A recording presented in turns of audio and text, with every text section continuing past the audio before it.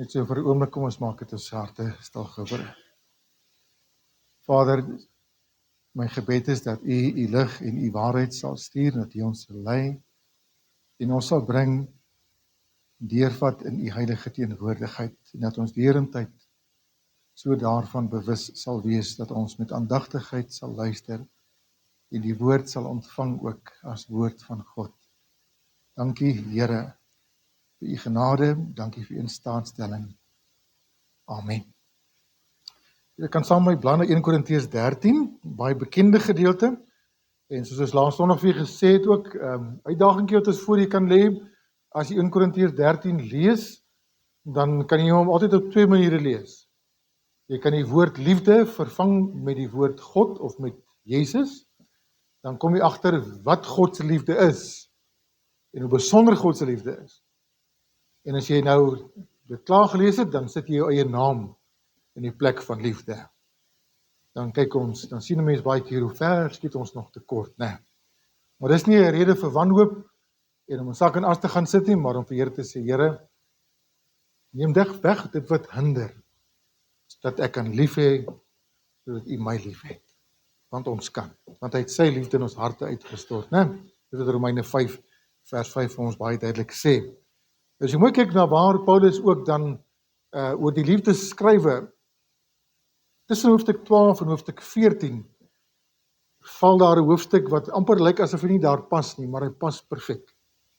Want Paulus praat in 1 Korintiërs 12 oor die gawes, en dit wat in die gemeente in die gang was, daar was baie onmin gewees en baie verskille gewees en argumente oor die verskillende gawes, en die gemeente in Korintiërs het 'n ophef gemaak van sekere gawes, net soos dit vandag ook in baie charismatiese kerke ongelukkig ook gaan. En hoofstuk 14 praat hy hoofsaaklik eintlik oor die verskynsel van tale, wat ook baie besonders in die gemeente van Korintiërs was. En dan praat hy oor die liefde, om alles in perspektief te kan plaas, want as ons nie die liefde het nie, dan beteken selfs die beste gawes en al ons dinge beteken eintlik niks nie, né? En dis wat hy nou hier sê vir ons in vers 1, hy sê, al sou ek die tale van mense en engele spreek. Nou, die hele gedeelte wat hy mee besig is wat ons praat van, die van julle wat die Afrikaans nog kan onthou, dis hyperbolies. In ander woorde, hy dryf die argument tot die uiterste toe, om 'n punt te probeer bewys. Hy sê elke keer, al sou ek. In ander woorde, dis die uiterste, dis eintlik onmoontlik. Maar hy gebruik dit in die argument. Hy sê, al sou ek die tale van mense en engele spreek, en ek het nie die liefde nie, dan het ek 'n klinkende metaal of 'n luidende sambaal geword. En al sou ek die gawe van profesie en al die geheimenisse weet, en al die kennis, en al sou ek al die geloof hê, sodat ek berge kan versit, en ek het nie die liefde nie, dan sou ek niks wees nie. En al sou ek al my goed uitdeel, en al sou ek my liggaam oorgee om verbrand te word, en ek het nie die liefde nie, dan sou ek my niks baat. Die liefde is lankmoedig en vriendelik. Die liefde is nie jaloers nie, die liefde praat nie groot nie, nie opgeblaase nie, handel nie onwelvoeglik nie, soek nie sy eie belang nie, word nie verbitterd nie, reken die kwaad nie toe nie. Woordjie reken, logitsomy beteken net eenvoudig, jy hou nie boek van die kwaad, jy hou nie rekord nie van die kwaad, jy skryf nie op nie, jy tel nie, nee, goed. Is nie bly oor die ongeregtigheid nie, maar is bly saam met die waarheid. Dit bedek alles, glo alles, hoop alles, verdra alles. Die liefde vergaan nimmer meer, maar profeseë, hulle sal tot niet gaan, of tale, hulle sal ophou, of kennis, dit sal tot niet gaan. Want ons ken ten dele en ons profeteer ten dele. Maar as die volmaakte gekom het, dan sal wat ten dele is, tot niet gaan. En wat die volmaakte is nogal 'n redelike punt waaroor daar geskrywe word, en die algemene siening is maar net dat wanneer die volmaakte kom het, wanneer ons oorgaan, wanneer ons geloof oorgaan in ons skoue, wanneer hoop werklikheid word, wanneer die volmaakte eindplek bereik is, wanneer ons in die teenwoordigheid van die Here is, wanneer die volmaakte gekom het, nee, die volëinding gekom het, dan sal wat ten dele is tot niet gaan. Toe ek 'n kind was, het ek gepraat soos 'n kind, gedink soos 'n kind, geredeneer soos 'n kind. Maar nou dat ek 'n man is, volwassene word daar bedoel, het ek die dinge van 'n kind afgelê. Want nou sien ons deur 'n spieël in 'n raaisel, maar eendag van aangesig tot aangesig. Nou ken ek ten dele, maar eendag sal ek ten volle ken, net soos ek ten volle geken is. Ons gaan volmaakte kennis van God hê.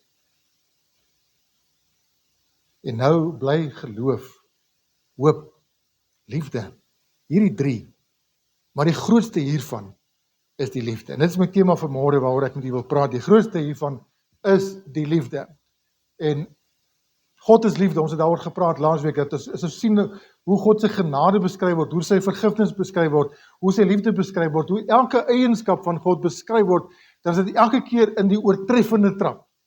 En dit is eintlik onbeskryflik wat God se hoedanighede beskrywe word, en wat dit uiteindelik vir ons almal moet sê, en ons moet tuisbring in ons harte is, wat 'n wonderlike Here kan ons ken, kan ons 'n verhouding mee. Dis waaroor dit gaan.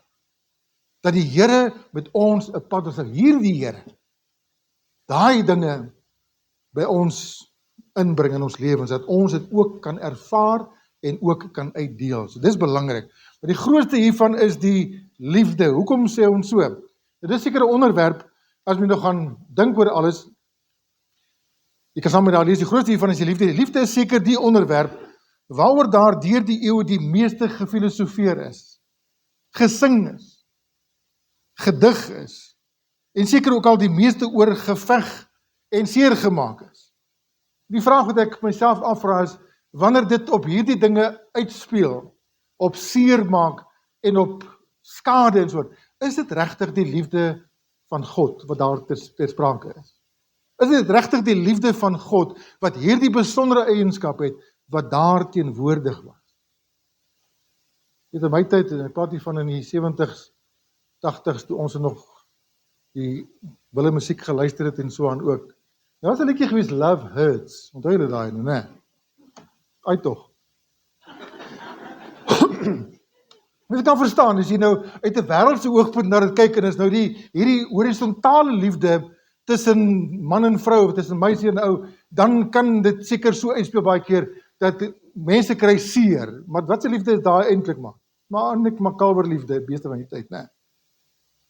Verliefdheid. En baie keer is daardie liefde ook nog gemeng met so 'n stukkie welis ook.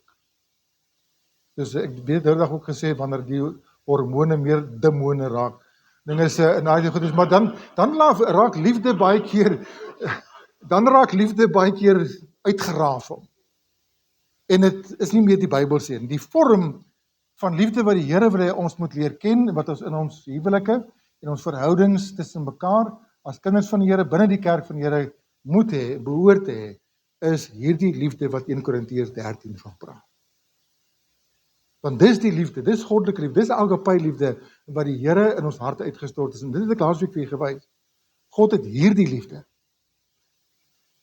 hierdie kwaliteit liefde in ons harte uitgestal. En hoekom gebeur dit nie? En die grootste rede waarom hierdie liefde maar gewoonlik nie uitwerk nie, en dit baie keer skibreek lei, is in ons eie harte te vind. Is omdat ons baie keer nog te vol van onsself is. Dis omdat ons nie wil nie. Want as die Here met liefde begin het, en liefde hou op, dan het jy dit dat ophou. Dan het sonde dit dat ophou. Nie God. Dis die realiteit. En ons kan daarby bykom. Nou het iemand die volgende gesê, want ek wil vanmôre 'n bietjie praat meer oor die kwessie van hierdie liefde binne die gemeente. Hoe werk dit uit in 'n gemeente en hoe werk dit uit na buitekant? Dit is belangrik, né?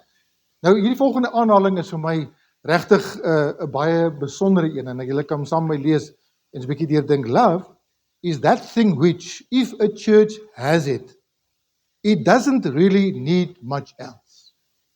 And if it doesn't have it, whatever else it has doesn't really matter very much. Dit is 'n groot stelling hierdie, en dis die reine waarheid. Dis daar liefde in 'n gemeente is onder kinders van die Here, dan kort ons eintlik niks sê, want die liefde gaan al die ander dinge motiveer.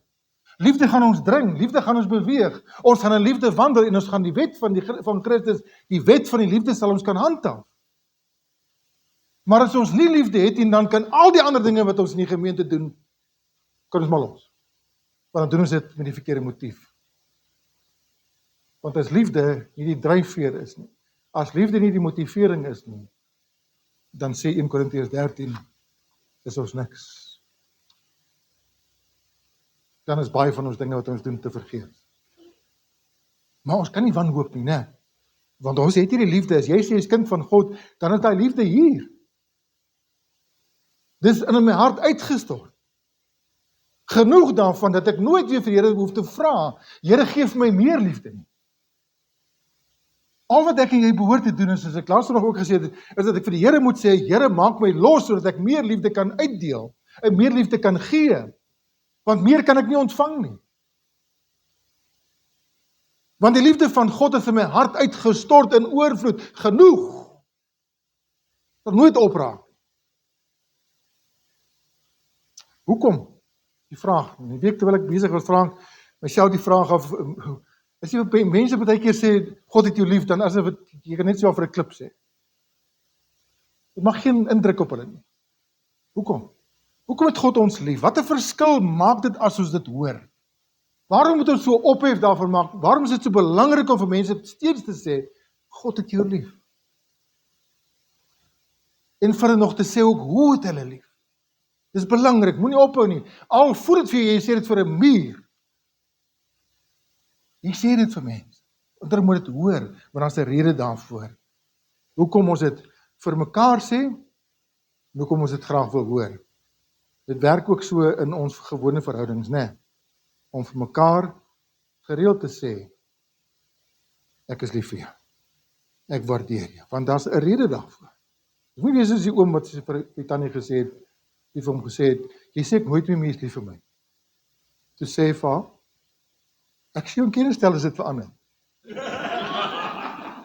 Nie haar nie. Hoekom moet 'n mens dit sê? En hier kan ons maar dit voor die mans meeste van die tyd gaan lê, né? Ons mans het daardie ingesteldheid, sê dit nie genoeg nie. Vrouens wil dit hoor. Hoekom wil mense binne 'n verhouding hoor? Omdat daar, kan ek Engels woord gebruik, insecurity is? Nie noodwendig nie. Maar as ek dit nie sê nie, dan veroorsaak dit baie keer insecurity.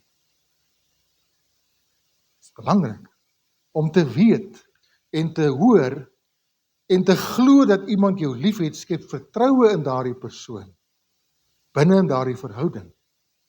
Dit gee sekuriteit, dit gee vrede, dit gee geborgenheid en het die grondslag vir 'n dieper vertroue, vir groter vrymoedigheid en groter sekuriteit binne in daardie verhouding. Dit werk so tussen man en vrou, dit werk so tussen God en sy kind. Jy moet gedurig deur daarvan hoor, God het jou lief. Maar hoe gereeld sê ons vir hom? Ek praat nie van wanneer ons sing, dat ons vir hom lief het nie, maar hoeveel keer sê ons dit vir hom in ons verhouding? Here, ek is lief vir U. Dink 'n bietjie daaroor. Sê ons dit genoeg? Ons moet nie van die standpunt af uitgaan en sê, maar die Here weet ek is lief vir hom. En dis nie omdat hy sekuriteit soek nie, dis nie die rede waaroor dit gaan nie. Dit is deel van jou en my aanbidding en erkenning om vir die Here te sê, Here, ek is lief vir U. Nie oor dit wat U vir my doen nie, maar net eenvoudig wie U vir my is. Ons liefde kan nie beperk wees op dit wat hy vir my doen nie. Want die dag as hy dit nie doen nie, volgens my, dan gaan ons dalk soos 'n fariseer eindig. Maar om vir die Here te sê, selfs te midde van die grootste krisis, Here, ek verstaan nie, maar ek vertrou, want ek is steeds lief vir U. Baie kinders van die Here het al op daai punt gekom. Ek het verhale gelees van mense wat verskriklike seer deurgemaak het. Die grootste ellende deurgemaak.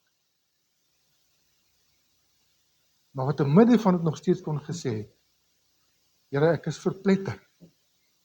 Ek is stikken. Maar ek bly lief hê. Ek vertrou U steeds.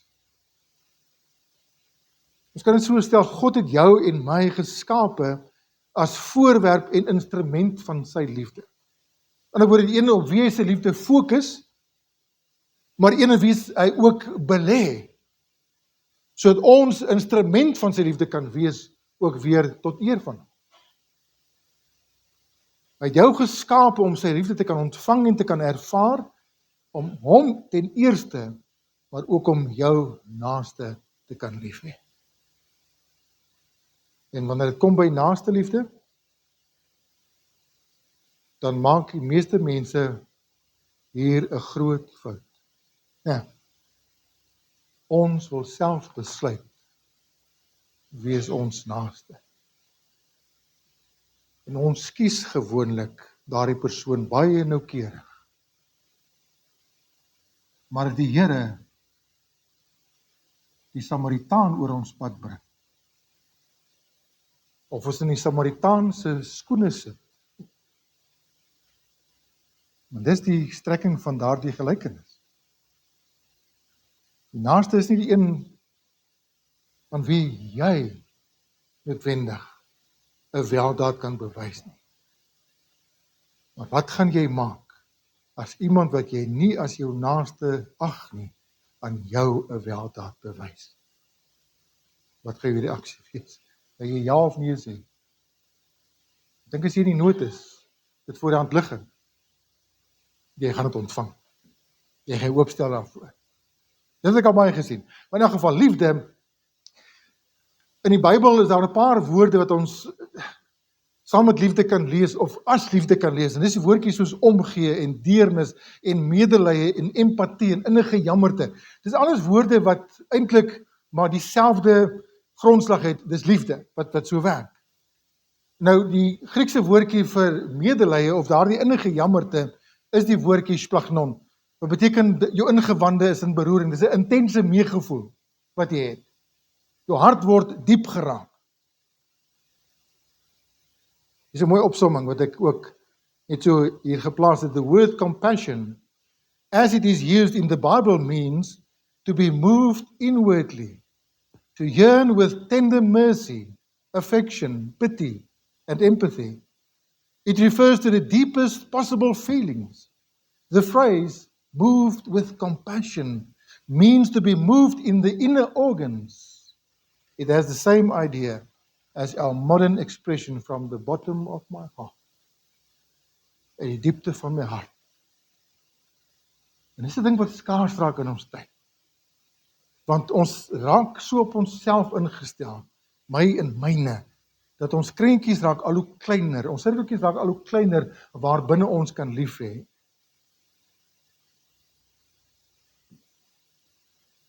Ons moet ons kringetjies begin verbreed, uitbrei. Dit gaan nie net oor dit wat myne is, en my eie is, en waarbinne ek behoort nie. Mense daar buitekant, en sommige van ons vanmôre hier saam met ons, is mense wat smag na liefde, aanvaarding. Dit is tog een van die grootste behoeftes wat die mens eintlik het, is daardie behoefte om te kan weet, ek behoort ergens. I want to belong. Beteken doen mense snaakse goeders om daardie aandag te kry. Compassion, daardie woordjie comes from two Latin words, com en pati, beteken letterlik suffering with others, om saam met iemand anders die swaar kry deur te vat. Net een kant te staan en raad te gee nie. Partykeer vinger te wys en te veroordeel nie. Ja, jy het gesoek daarvoor. Ja, jy het jou eie bed opgemaak, slaap nou daarin. Nie daardie ongenaakbare houding nie, want as die Here met jou en my daai ding moet doen, waar gaan ons wees? Dink baie keer na die teksveld daar in Psalm 130 wat hy sê, as U, o Here, die ongeregtighede in gedagtenis moet hou, Here, wie sal bestaan? Maar U handel met ons nie na ons ongeregtigheid nie. By U is daar vergewing. Hoekom doen hy dit? Omdat hy vir ons lief is. En omdat hy wil hê ons moet daardie konsep vat en ook op ander gaan toepas. Want dit wat jy ontvang het jy verniet ontvang. Gaan deur dit verniet uit. Toe Jesus die skare sien, het hy innig jammer gevoel vir hulle. Omdat hulle moeg en uitgeput was. Soos skape wat geen herder het. Innig jammer, plagnong. Hy het hulle nie net gesien nie. Hy het meer as dit gesien. Dis wat ek met u wil deel ook vanmôre. God se liefde word gekenmerk deur die woordjie gee. En dis 'n onvoorwaardelike gee. Dis 'n onophoudelike gee. Dis 'n vrywillige gee. En ek hou van die woordjie vrywillig, want ek lees ergens en ek dink is dit ek nie spesifieke teks verder onthou nie, maar wat hy sê ek sal julle vrywillig lief hê. God doen dit omdat hy wil. Want dis wie hy is. Sy liefde is onbeïnvloedbaar. Daarom is jou en my liefde ook 'n keuse, 'n aksie. En nie altyd 'n reaksie nie. Want die woordjie liefde eintlik, as jy mooi na gaan kyk na hoe dit geskryf is in 1 Korintiërs 13, dan is daardie liefde eintlik soos 'n werkwoord. Liefde werk uit. Liefde doen sekere dinge. Liefde handhaaf sekere beginsels. So dis nie altyd 'n reaksie nie. En dis hoekom Jesus het op 'n stadium die fariseërs daar aangevat. Hy sê, watter waarde is daarin as jy net lief het die wat vir jou lief het? As jy net goed doen aan die wat aan jou goed doen. Ons liefde is op 'n ander level. Onthou ons het laas keer die woordjie gebruik, God se liefde is radikaal. En dis die uitdaging wat voor jou en my gelê word ook in die tyd waar ons in lewe. As jou en my liefde nie ook begin radikaal raak nie, gaan ons eintlik nie veel bereik daarmee nie. Want radikaal beteken dis buitengewoon. Is om die ongewone te doen, dis om die dinge te doen wat nie verwag word nie, wat nie aan my voorgeskryf word nie, wat nie as 'n reaksie plaasvind nie, maar ek doen dit. Want die Gees van God dring my om dit te doen. Dan raak dit radikaal. En radikaliteit word in geen beter plek gesien as toe ons lees, hy het ons eerste lief gehad. En het ons so lief gehad, dat hy bereid was om in jou en my plek die hel verdiende straf op hom te neem. As plaasvervanger te sterf in jou en my plek. Daar's nie 'n Afrikaanse woordjie daarvoor ongelukkig nie, maar ek hou van die Engelse woordjie wat sê it's self-sacrificing love. Sacrificial love.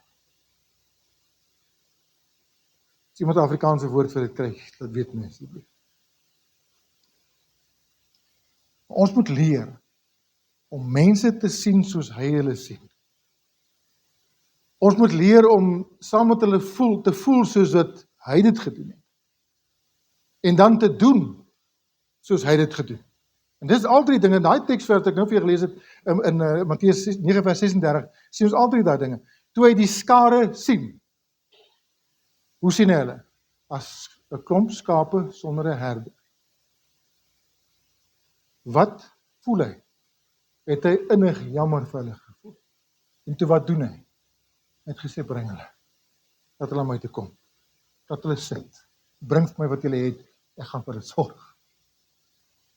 Hy sien hulle. Sien hulle nood. Het raak sy hart en het beweeg sy hart om te doen. So dis die les. So wat 'n liefde praat ons hiervan? 'n Liefde vir verlore en afvallige mense. Dis 'n liefde wat hoort by 'n kind van God. In Matteus 9 vers 36 wat ons nou net gelees het, gooi kind geweer op die bord vir. Daar staan, toe die skare sien innig, jammer, omdat hulle moeg en uitgeput was soos skape wat geen herder is nie. Lukas 19 vers 10 sê, want die seun van die mens het gekom om te soek en te red wat verlore is. Hy sê op 'n stadium ook daar in Johannes, ek dink is Johannes 10 of is in Johannes 6, wat hy sê, en hy het die skare gesien, het wel innig jammer gevoel, omdat hulle, en dan sê hy, Die oes is wel groot, maar die arbeiders is min. Ek kan nie alles doen. Wat het Jesus eintlik daar gesê? Ek kan, as mens, kan ek nie meer doen. Ek gaan vir julle hierdie opdrag gee. Ek gaan vir julle vertrou met dit. Maar dis jou en my liefde moet aan hierdie standaard voldoen, aan hierdie eienskap voldoen, dat ons verlore mense sien soos wat Jesus hulle sien. Ons kan nie aanvaar vandag, ongelukkig, is dit so. Jy kan nie aanvaar dat almal met wie te doen kry wat vandag wat Afrikaans praat en wat kerk toe gaan, dat hulle almal waarlik gered is. Jy kan dit nie aanvaar. Ek kan nie eens aanvaar dat almal vanmôre hier voor my sit.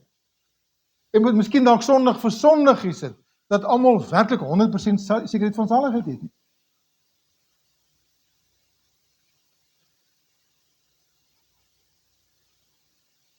Nie almal is waarlik gered. Daar sommige wat goeie lewens leef, maar dit red 'n mens nie.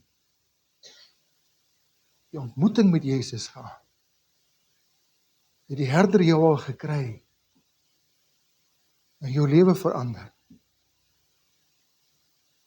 Broeders, as iemand ewenwel die een of ander misdaad oorval word, moet julle wat geestelik is, so een reg help met die gees van sagmoedigheid, terwyl jy op jouself let dat jy nie ook versoek word nie. Dra mekaar se laste en vervul so die wet van Christus, is die wet van liefde. In ander woorde, wat moet ons doen met mense wat in sonde val?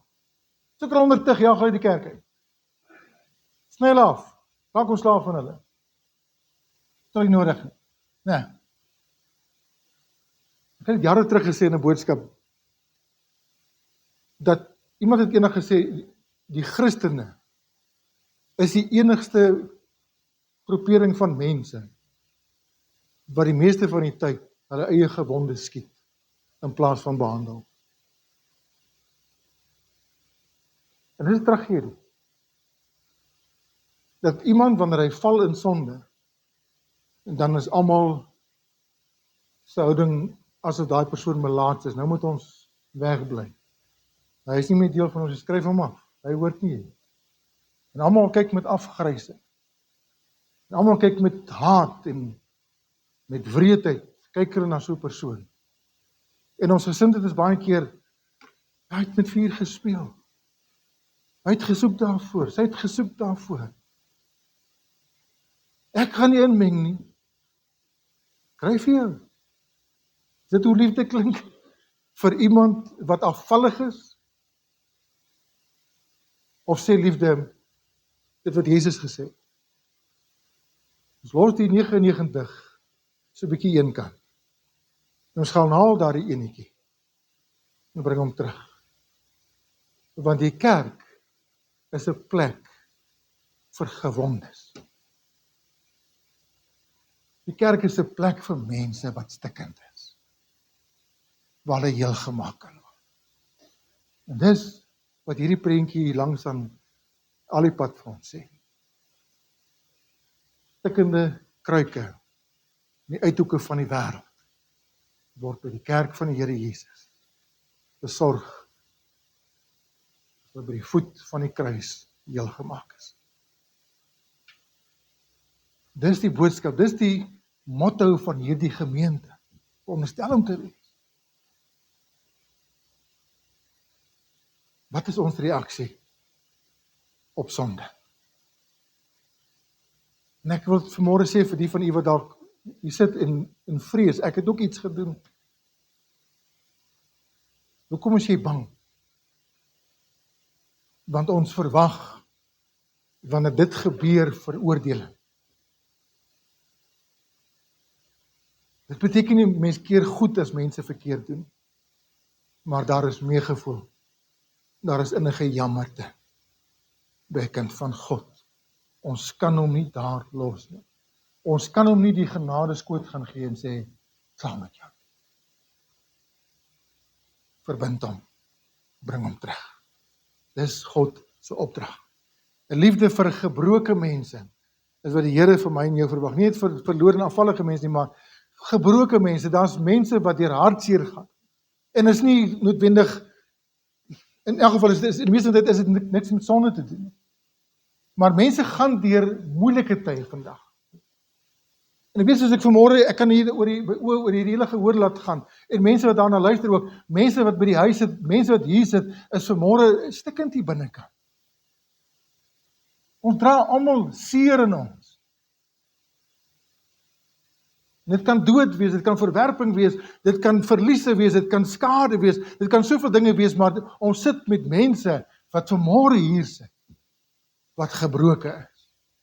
Wat dan op punt gekom het, ek weet nie wat om verder te doen. Wat gereed is om dalk op te gee.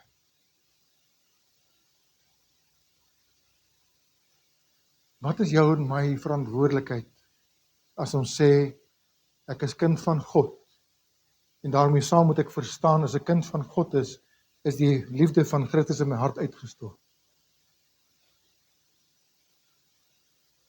Ek hou van die teks wat daar in 2 Korintiërs 1 vers 3 en vers 4. Ek het dit baie keer in mense se lewens gesien uitwerk, in my eie lewe het dit gesien uitwerk. Kom ek lees hom vir julle. Geseënd is die God en Vader van ons Here Jesus Christus, die Vader van ontferminge. Wat is die woordjie daar?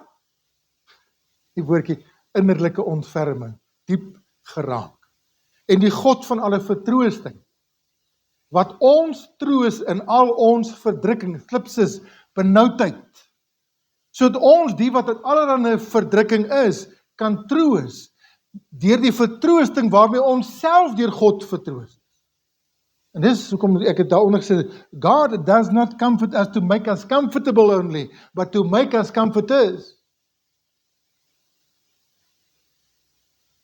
Moet nooit jou seer laat verlore gaan nie. Kom verder. Almal van u wat vanmôre hier sit, ek is oortuig daarvan, het ergens een of ander diepe teleurstelling of diepe seer al deurgemaak, of jy is nou daarin, of jy is dalk op pad daai. En as jy gaan toelaat dat die Here jou troos en versterk, op so 'n wyse dat jy kan opstaan en kan aangaan, nog nie volspoed noodwendig, maar ek kan weer begin aanbeweeg, gaan die Here vir jou gebruik om te troos, soos wat hy jou getroos. Wat het jy met jou pyn gemaak tot dusver? Met Kobus Elsie het ek net na verwys in die Elsie se begrafnis, het ek die boodskap gebring, God se plan met pyn. There's purpose in pain. As ek dit vir die Here gee, kan hy selfs dit gebruik om ander mense op te tel. Want dis hoe liefde werk. Dit wat ek beleef het, dit wat ek ervaar het, wil ek graag met ander deel. Die Here het my so aangeraak en deur hierdie ding gevat. Kom ek vertel jy daarvan. Kom ek gaan 'n journey saam met jou. Ek help jou. Dis great as jy dit. Daar's soveel bevrediging en baie keer vra ons oor hoekom ek deur 'n ding moet gaan. Dan is gewoonlik ons eerste vraag as so iets gebeur, Here, hoekom ek? Hoekom nie?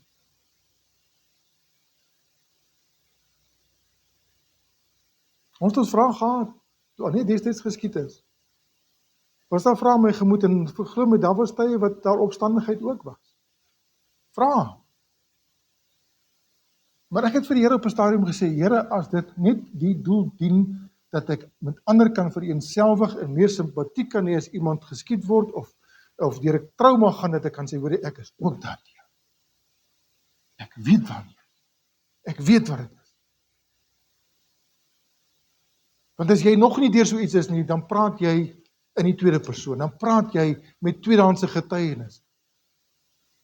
Maar wanneer jy en ek deur 'n krisis is, en die Here het my deurgevat, en kan iemand sê, ek staan saam met jou, ek voel saam met jou, dan gaan jy geloofwaardig wees.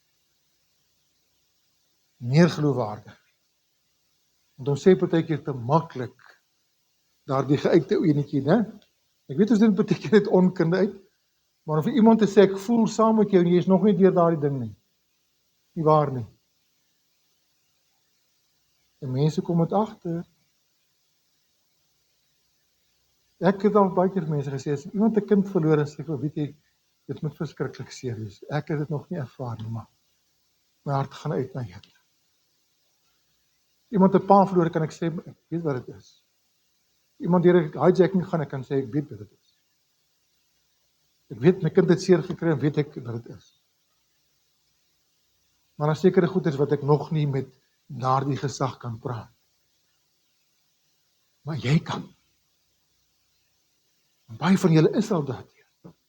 En dit maak jou 'n kandidaat vir God se liefde en God se vertroosting en God se ontferming. Sê, Here, hier is ek. Gebruik my, Heer. En al is hier nog 'n bietjie seer. Al is daar nog rowe aan. Here, hier is my seer. Gebruik selfs dit.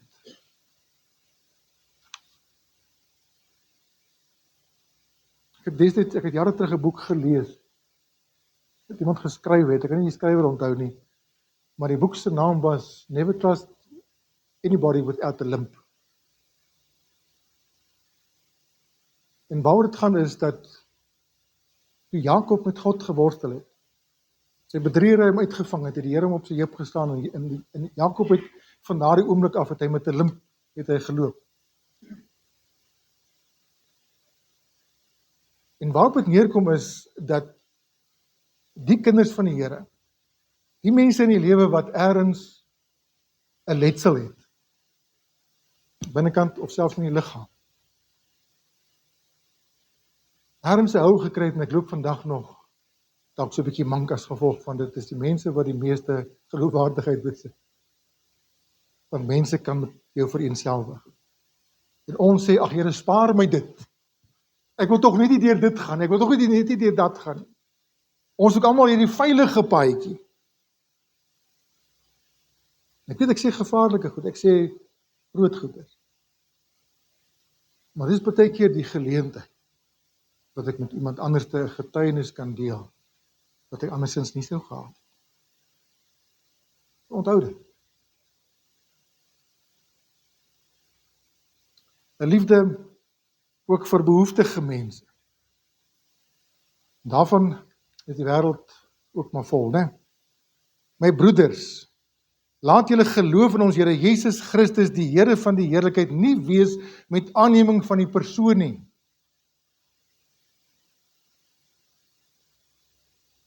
Ons kyk uit en ons maak ons keuses. Wie verdien bietjie barmhartigheid en wie nie. Al wat ek wil sê is, wees versigtig. Don't judge a book by its cover. Moenie jy besluit nie, vra die Here om vir jou te lei. Die wat deur die Gees van God gelei word, sal by die regtes uitkom. Maar behoeftiges is daar baie.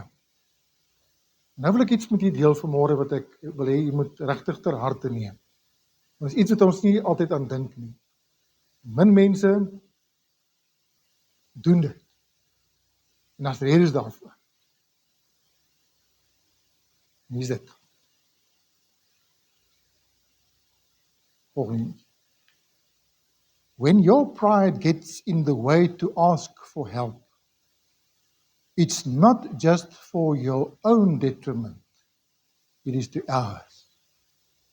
When you remain closed, you rob us of the blessing of loving and caring for you.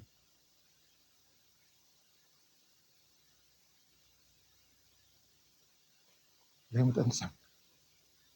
Gaan weer eens. When your pride gets in the way to ask for help, it's not just for your own detriment. In ander woorde, dis nie jy wat skade ly nie. It's to ours, as 'n gemeente. When you remain closed, you rob us of the blessing of loving and caring for you. Ons suffer te veel in silence. En ons wil niemand daarvan sê Want ergens het jy dalk seer gekry, ergens is jy teleurgestel. Nou beroof jy mense eintlik daarvan om vir jou lief te wees, om vir jou liefde te gee. En as 'n gemeente daarin misluk om vir jou liefde te gee, dan moet daai gemeente sy hart ondersoek. As dit die ervaring in 'n ander gemeente was, moenie dit projekteer op elke ander gemeente. Want ons het as gemeente, en ek sê dit dankbaar teenoor die Here, hierdie gemeente het ver gekom om sekere goeders te leer en te doen. Ons is nie volmaak. Daar's nog ruimte. Ek gaan voort, want ek het hierdie net so uitgehaal wat ek gelees het, en dit het my hart reguit getref toe ek dit lees het. Healing takes place in community and cooperation. No one goes to the doctor and won't reveal their symptoms. Likewise, no one can come to church and expect to be ministered to without some level of transparency.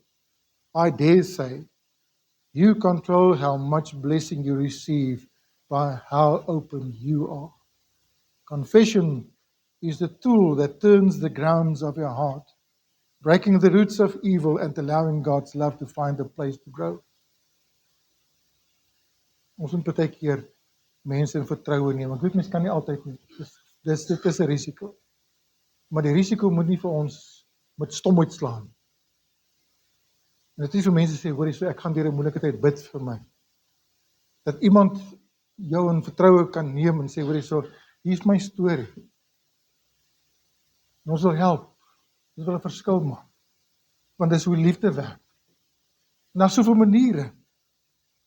Mens kan mense bemoedig met SMS'e, e-posse, telefoonoproepe, besoeke, kaartjies, kos en kleding voorsien. Ons kan hulp aanbied met dagtaakies, maak iets te ete, troos iemand, luister na iemand, doen die onaangename take, bid saam, laat weet jy bid gereeld, lees vir iemand Bybel, reël uitstappies. Ag, daar's legio maniere wat ek en jy 'n verskil kan maak as ons in die liefde gaan wandel. What is a church? A community of people who present living proof of a loving God to a watching world.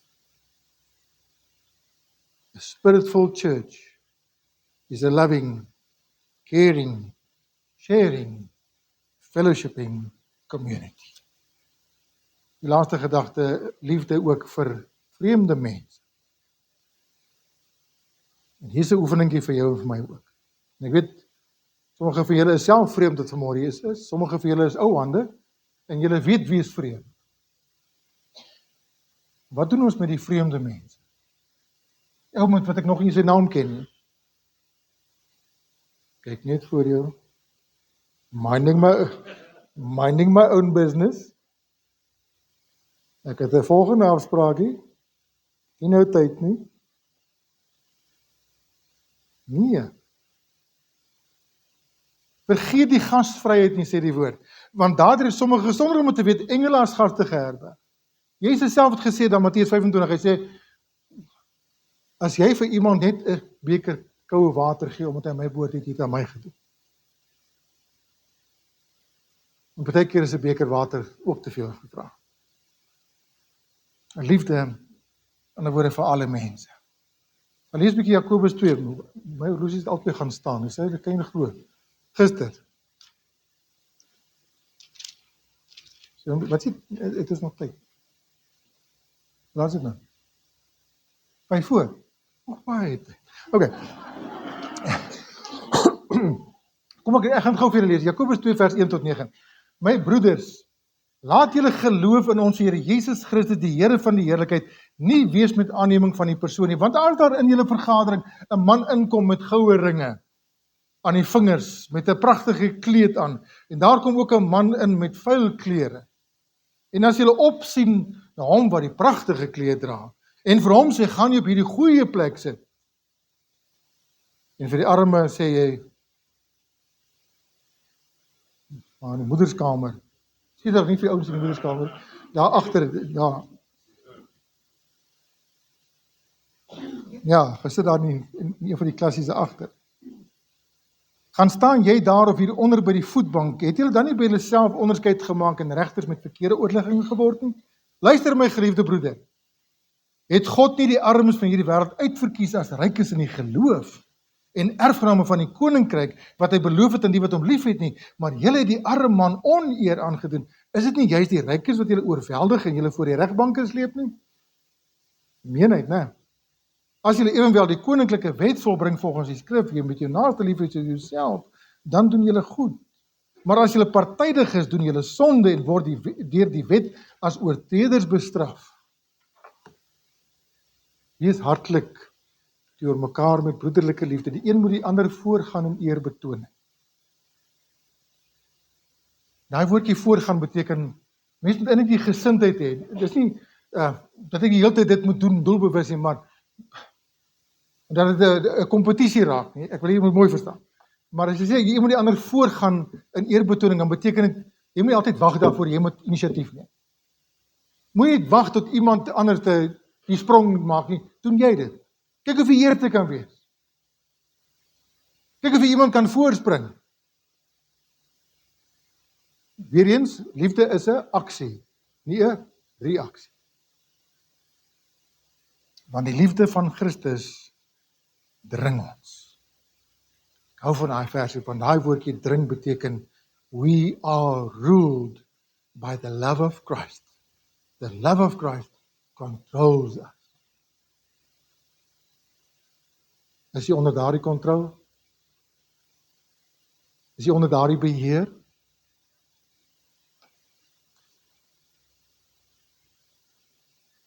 Dis 'n getuienis wat iemand geskryf het ook. Hier is amper klaar. More people have been brought into the church by the kindness of real Christian love than by all the theological arguments in the world. And more people have been driven from the church by the hardness and ugliness of so-called Christianity than by all the doubts in the world. Een van die goeie skrywers, William Barclay, het gesê. Meer mense sal die kerk ingebring met liefde as deur teologiese argumente. Meer mense sal uit die kerk uitgedryf deur liefdeloosheid as deur enigiets anders. As jou vyand dan honger het, gee hom iets om te eet.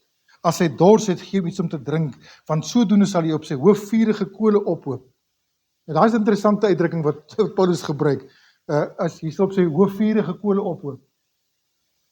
Wat beteken dit?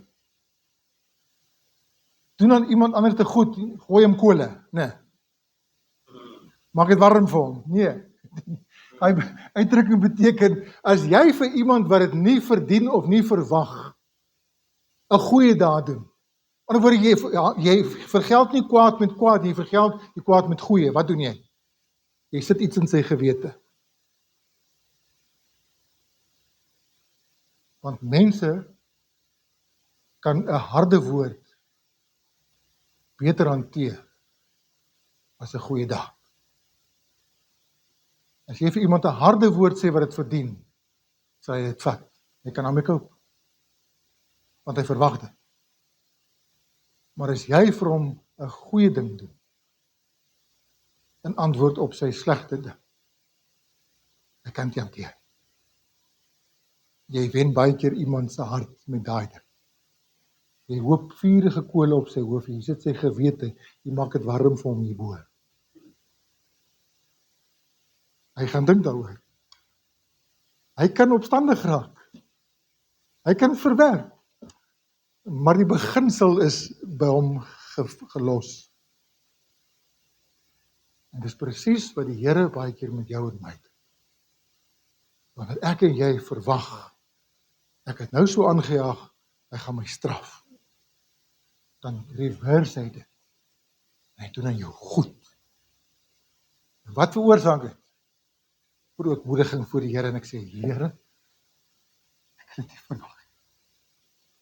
En Here, dit wys net vir my hoe wonderlik en groot die genade is. En Here, dit het so in my hart geraak. Ek wil nie weer uit ding. Liefde wen.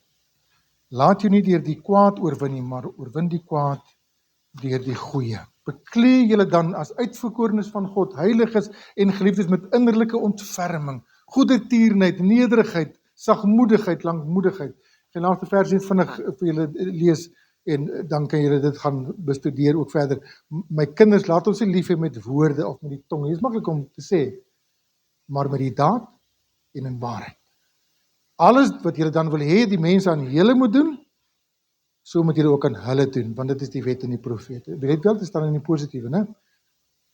Mense draai baie keer om sê, moenie aan ander doen wat jy nie in jouself gedoen wil hê nie. Dit staan nie in die Bybel nie. Die Bybel staan daar, doen aan ander wat jy in jouself gedoen wil hê. Dis 'n positiewe stelling. Goed. Nog 'n laaste aanhalingkie. I had heard for years about Jesus Christ and God's love for me. But it was only after I came to this church that I saw Christians love each other and love me. That's what made me want to become a Christian. The strongest argument for Jesus Christ God has in this world is His love on display in His people, in you and me.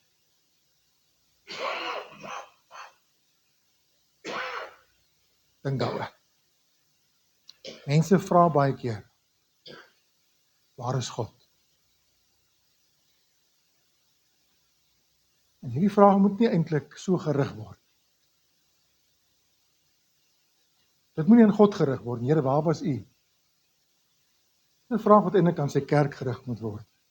Waar was julle? Waar was ons? Vra eerder, waar is ek en jy? Waarom God nie altyd genees, troos of help nie? Want hy het dit aan jou en my oorgelaat. Hy vertrou ons met daardie boodskap. 'n Liefde vir mekaar. Let op na mekaar. 'n Liefde vir verlorenes. Soek hulle. Kyk uit vir hulle. 'n Liefde vir besoekers. Reik uit na hulle. Vir behoeftiges. Gee. Liefde vir kinders. Luister. 'n Liefde vir gebrokenes. Gaan sit bietjie by hulle. 'n Liefde vir die gemeente. Kerk van die Here raak betrokke. 'n Liefde vir ons land. Bid vir hulle. Bid vir ons land. Because the hunger for love is much more difficult to remove than the hunger for bread. Mense honger na liefde. Ek en jy het dit. Here, maak ons los. Dit is my gebed. Kom ons gaan voor. Ek sê weer, ons het al goed gevorder wat hierdie dinge betref. Ek praat nie hier vanmôre met mense wat absoluut liefdeloos is. Ek praat met mense wat al iets begin snap het. Maar daar's nog baie ruimte waarin ons kan inbeweeg. Daar's nog baie behoefte. Net vanmôre vir Here te sê, Here, hier is ek. Amen. Goed, kom ons bid saam.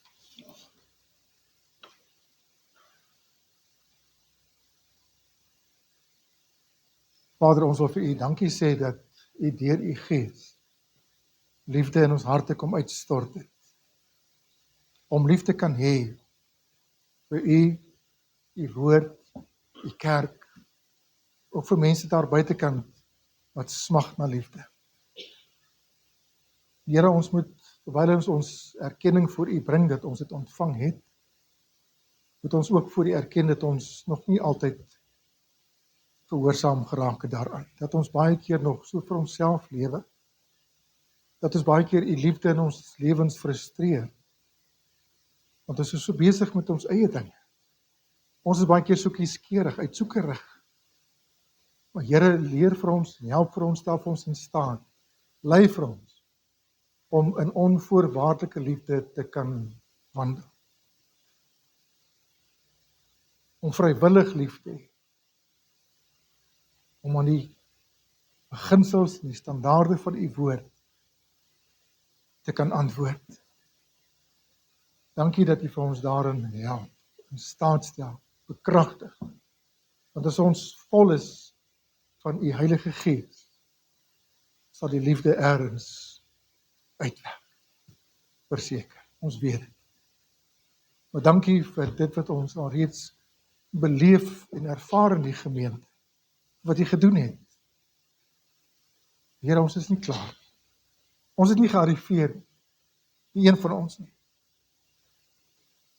Ons kom en ons sê, Here, hier is ons vanmôre. Dankie dat U vir ons hoor. In Jesus se naam. Amen.